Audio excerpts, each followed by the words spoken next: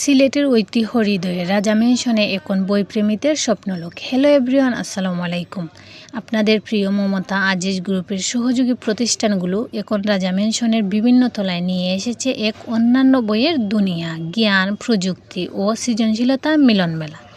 থালাভিত্তিক আকর্ষণীয় আয়োজন। প্রথম তলায় আবির রকমারি শপ, কম্পিউটার অ্যান্ড লাইব্রেরি, বই, স্টেশনারি, গ্যাজেট ও শিক্ষা সামগ্রীর আধুনিক সংগ্রহ।